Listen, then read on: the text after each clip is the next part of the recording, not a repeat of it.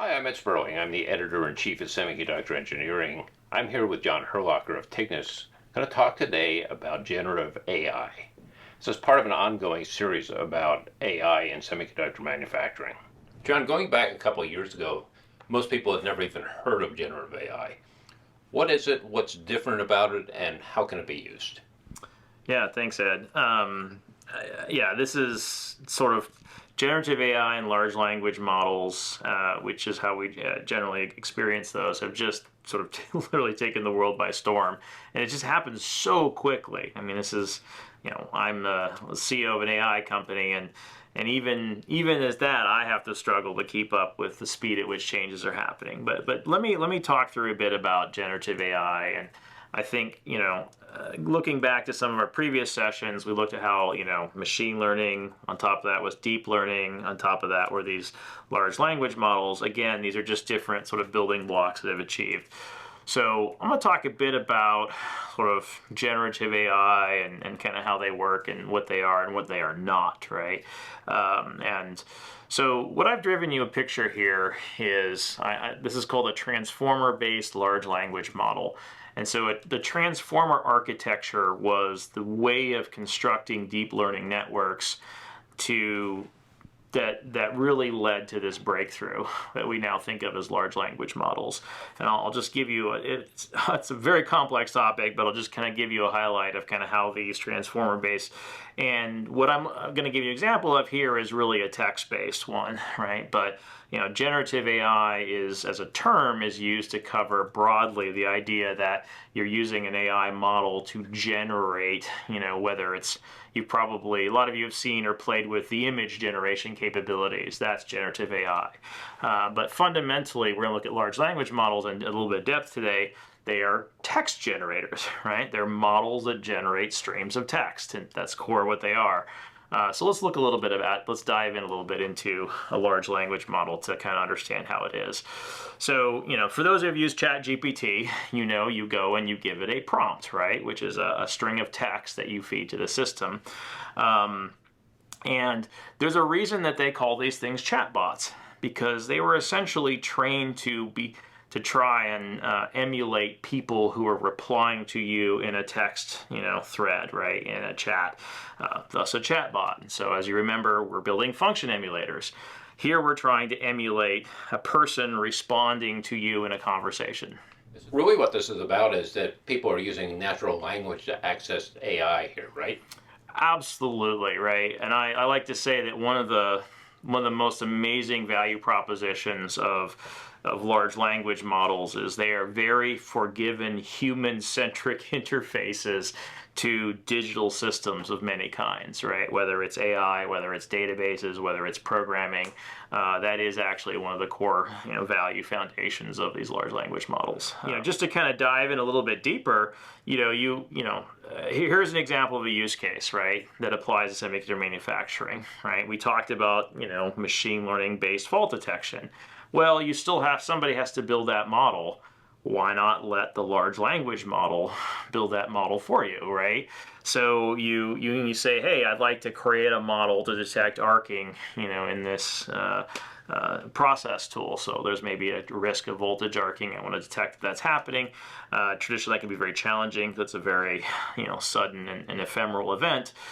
So what happens with a large language model is, you probably heard this term tokens, right? Your sentence is broken into tokens, which are usually words. We won't go into details. Sometimes they can be a bit more than words. They can be multiple words. But you tokenize this. Just think of it mostly as breaking into words, and you create this stream of tokens. That stream of tokens is then fed into the large language model, which has an encoder and a decoder, which are both sort of deep learning, neural networks. And what comes out is, one at a time, it predicts what it thinks is the next token that belongs, right? So if this was a conversation, I said, create a model to detect arcing, what is the very first word you asked me that question, what would, the model's trying to predict what's the very first word that would come out of my mouth, right? And so then it predicts that. And then that in some sense, that new thing now becomes part of the input and said, well, given that that was the first word I've decided you said, what would the second word be, right? And it predicts that. That is large language models, really simply. This is what was basically branch prediction on steroids, right? It now puts it into a context that you didn't have before. Yeah, in some sense, right, you can think of all the different words I might say as branches, right? And I have to pick what is the most probable one. And, you know, if you've played with large language models, sometimes you can, there's this parameter that you can tune that decides how creative it is, right? And what that does is, does it pick the most probable outcome, or does it sample, you know, statistically from the list of all possible options probabilistically, which leads to some very creative answers from these things. But yes, it's effectively at each stage is predicting a branch, right? What we've discovered is that as we have trained these transformers with enough data, like billions of records, and we've done a huge amount of work to do data cleaning, right, before going into that, the ability for them to sound like you're talking to a human is pretty amazing, right? But that's sort of as almost an emergent behavior. Like when we first built these systems, we didn't expect them to be that good, right? But they've kind of emerged to say, wow, this can really have a conversation with you. There's companies that are selling you virtual companions based on this technology. But in the semiconductor space, it's like more, you know, think of more use cases like this. Well, I want to create a model to detect arcing, and then what comes out might actually be literally the code to deploy and implement this model in a predictable way, right? Now, it's worth talking about like what it is and isn't, right? So here, you ask it to create a model to detect arcing. It creates the code that will detect arcing. Does that mean it really deeply understands your machine? No. Like, it is literally what you see. It's just a token predictor at the end of the day. It's just trying to find a pattern of tokens that matches what it does. And it's able to do this because we've given a bunch of examples of past programming code that implements models to detect various things. And then we've maybe also given it some information on what arcing is, right? Or maybe arcing is part of its, you know, knowledge base it came with as an LLM. So, you know, don't forget, at the end of the day, it's just a pattern predictor, right? If it hasn't seen anything like this before, or it doesn't have access to any documents talking about arcing, it's not going to help you. If it's never seen code to build these models before, it's not going to be able to help you.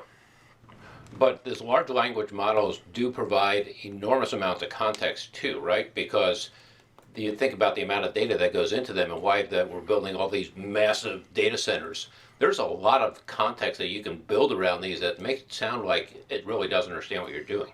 It's actually pretty amazing, right? Like if you take take ChatGPT. ChatGPT wasn't designed to do semiconductor engineering, right? But if you go to ChatGPT or Grok or any of these things and you ask it questions about semiconductor manufacturing, it's amazing how much it seems to know, right? That's because that information was available in some database on which it was trained. So that's the good news, is that these large language models that are available often for free over the internet, someone else has paid billions of dollars to train all that stuff, and they are really a good start. And then what you can do is you can supplement that.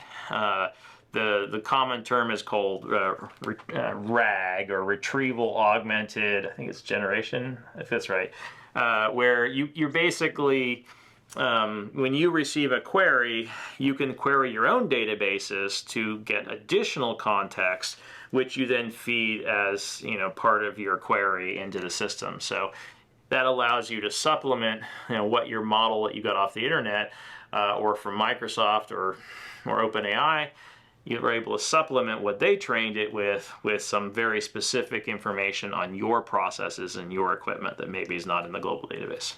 So how can this be leveraged in semiconductor manufacturing? What do we do here? Because we have all this context, but we actually have sort of a narrow field about what we're trying to do, right? Yeah, that's a great question. In some sense, the challenge is you can apply it in so many different places, right? And in just deciding where to start can be a challenge. A lot of times I say, like, when you're looking at these large language models, etc., you know, don't miss the simplest stuff, right? Which is, you know, giving ChatGPT to your engineers, your back office people, etc., it's just going to excel your IT team. Huge benefit for your IT team, right? Just if your IT team is really good at getting their job done, that makes everybody else more productive, right? If your finance team is better at getting their job, and so, tools like ChatGPT, Grok, and these guys can greatly accelerate all those people. So don't miss out on sort of the classic back office, capabilities. Part of this is all this ability to be able to digitize everything. There's been this massive push for years that says, hey, let's turn all our paper documents into digital information, all sorts of data that potentially can be correlated in different ways. Now we've got that capability. How does it work now inside of FAB? Yeah, so large language models, you hit on something super opportunistic, I think. So large language models are really great at looking at unstructured data, like PDF documents, semi-structured data, and structured data, all that above, and and extracting out sort of that which you need from it, right? And this is incredibly powerful. So let's say maybe your maintenance logs are all in text today, right? And that's, today all you can do is go look and read it and see what happened. Well, with large language models, you can process all those maintenance logs and extract out sort of data that you can now use in machine learning, right? Like, what did he actually do? What did the maintenance engineer actually do here? Or how bad was this problem? Or did he actually change the part? Or did he just close the tool back up again, right? So there's a lot of kind of actions you'd like to know that happened that just aren't recorded, but they're in the free text. And so being able to transform that, obviously you have lots of just documentation on tools and being able to extract that. LLMs provide the ability to have a natural language interface that bridges the divide between you as the human and that digital data, regardless of what system it is, and really starts to help you integrate these things too. So pieces of knowledge might be in that system, other pieces of knowledge might be in that system.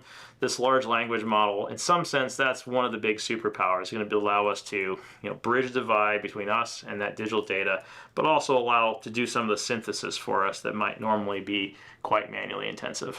So what can go wrong here? You think about hallucinations, security, Yeah. LLM is being able to tap into data because they're black boxes and you can't really tell what they've actually collected. Yeah, I'd say, the number one concern that I always have is leakage. It is a very IP-centric, industry. Just imagine someone takes your designs and feeds them into a free version of ChatGPT, and now that becomes training data for everybody else. I mean, it's like the nightmare that everyone is having, and it only just takes a minute for that to happen. So absolutely, data leakage or your yield data. Maybe somebody uploads all your yield information to kind of do some analysis to a free version. So you absolutely need to put controls in for this. You have to put training and education in for this. But what I tell you is you can't stop people from using these tools. They are using ChatGPT. They are using Grok, whether you make it allowed or not. It's just too empowering. They will use them, so you need to give them sort of you have to put the controls in place to mitigate the risks. It's kind of like the absence argument doesn't work here, right? Doesn't work in other domains too, but just telling people not to use it, it's not going to happen. They're going to do it anyway. So you have to put in these controls.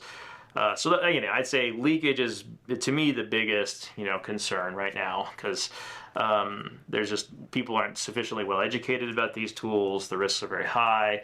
I think the controls on the vendors of these things, like they say they're not going to use their software or your stuff, but can you trust them? I think these are all things you have to kind of keep in mind. There are other risks, obviously, as you mentioned, hallucinations. What is a hallucination? Well, it's, go back to what I just described. It's just trying to predict the next token, right? And it's just based on previous data. So if you're asking it a question that it's never answered before, then it will often just make things up, right? And there are ways to manage it and all this kind of stuff. And, working with a good AI partner who understands this stuff will help you kind of, control for that kind of stuff. But you do have to think about where you deploy these large language models in terms of what is the risk if it hallucinates, right? And so I think that's really more of think carefully about the applications you deploy in and, have a really good AI partner if you're going to be going into a zone where there's some risk of where the error of a risk is starting to get high. Jon Herlocker, thanks for a great explanation. Let's take a look next at agentic AI. That sounds great.